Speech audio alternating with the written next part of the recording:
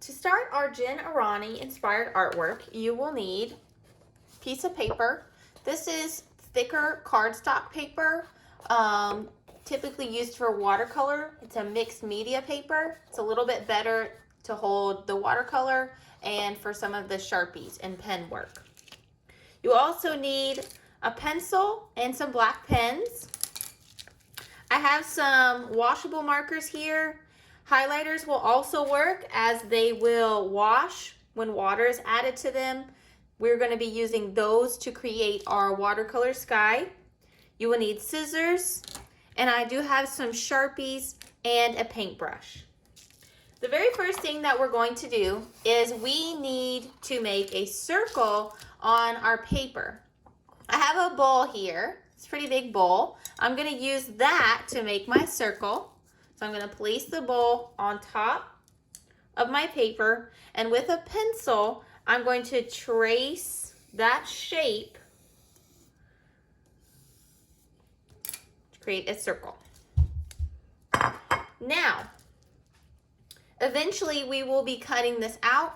You can do this now if you want, or you can leave the perimeter of your paper here. Sometimes I like to leave it there just in case I make a mistake or it bleeds out. I don't necessarily have to have a messy mat underneath my table here, all right? And then eventually when we get it all detailed in, then you can go along the edge and cut that out. All right, the very first thing that we are going to do is we are going to create a horizon line. You can either start this project out with a pencil, or sometimes I like to start it out with a pen. So towards the bottom of my paper, the circle, I'm going to draw a horizon line. From the horizon line, I'm going to make some zigzag lines that are kind of broken, that come from the background, middle ground, and then to the foreground of my paper. Behind the horizon line, I'm going to draw a jagged edge to represent my mountaintop.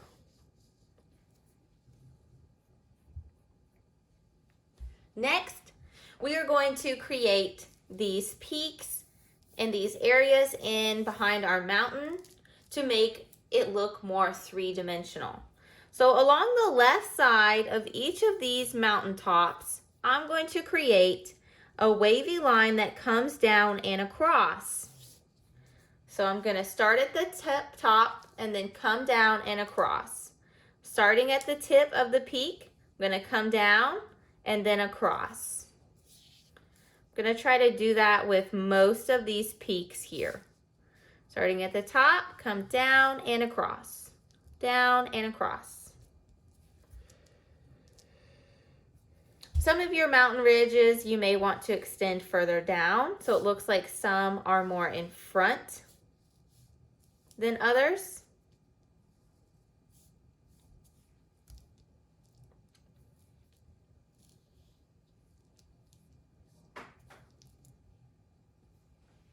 Next, I'm going to create a tree line.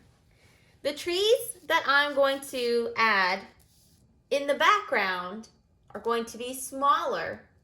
And as they come along this initial zigzag line we made, they're going to become larger, and that's going to create perspective in our artwork. So I'm going to start this off by drawing vertical lines along this zigzag line. This is my furthest point away, the horizon line. So along the horizon line, I'm going to create very small and short vertical lines. You can kind of create them wherever you like in your landscape. But these trees are way off in the distance and they're going to appear smaller. Now, as I come down this zigzag line, my vertical lines for my trees are going to become longer until I get very, very close, and these vertical lines are going to be quite tall.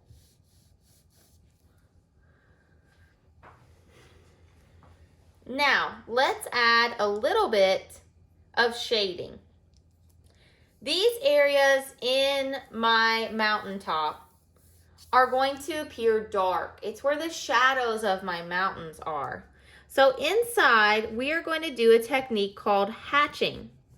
Hatching is a shading technique used to show dark areas or light areas.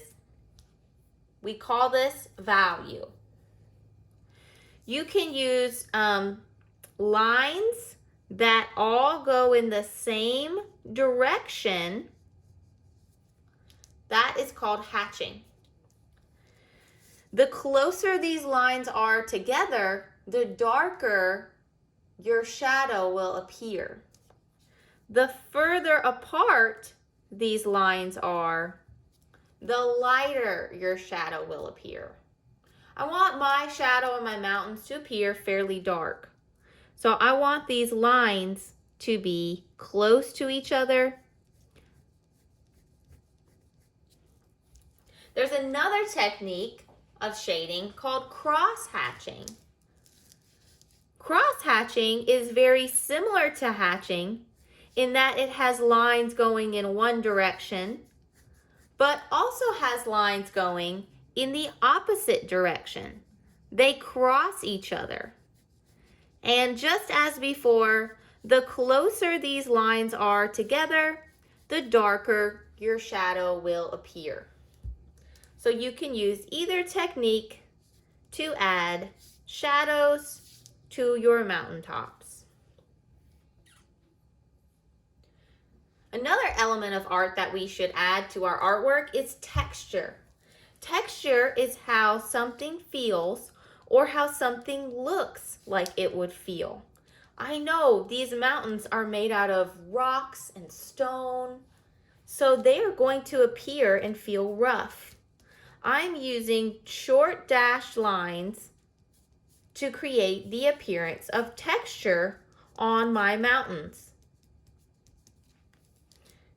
You can also use dots. You can also create little areas that are darkened. Maybe there's a little ridge here. Shade that in. Entryway into your mountain. Adding texture. Now I'm going to give my trees some texture by adding branches. You can do this with your pen or you can do it with your Sharpie. I'm going to start by creating some branches in the tree that is the furthest away.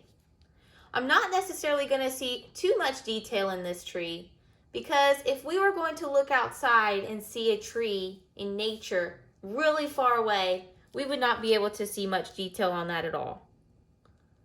Just slight impressions of branches.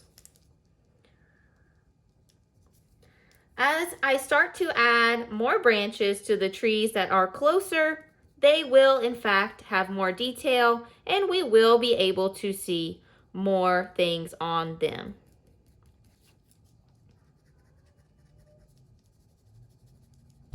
As I get closer, working from background, middle ground to foreground, I am in fact going to bring out my Sharpie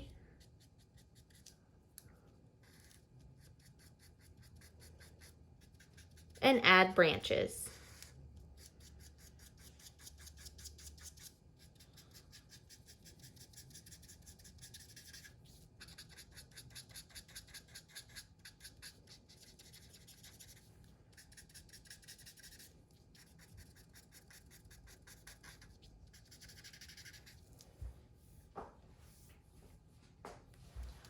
Now that I have my Sharpie out, you may want to outline some parts of your landscape. I like to highlight some areas like the mountain.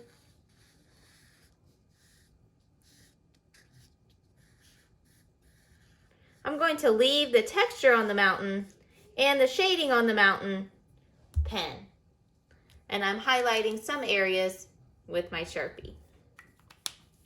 You can add more details like rocks, craters, rivers, anything that you would like to add to your landscape as well. Next, we're going to add some color. Think about warm or cool colors for your sky. What kinds of colors do I have? I have yellows, oranges, and a pink. These are warm colors. They make me feel warm. They make me think of a sunset. I'm going to turn these into paint. First, you need to get some marker and just go along and add some areas of orange or whatever color you're using to your sky. You can also use highlighters as they will bleed as well.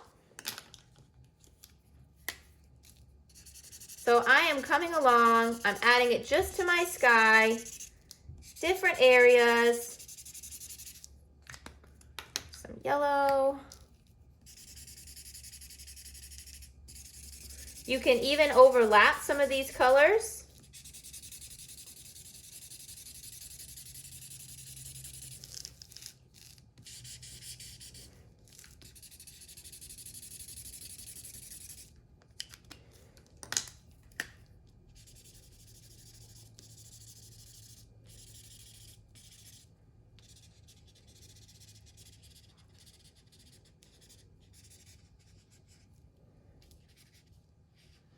I don't want to get it too much on my mountain.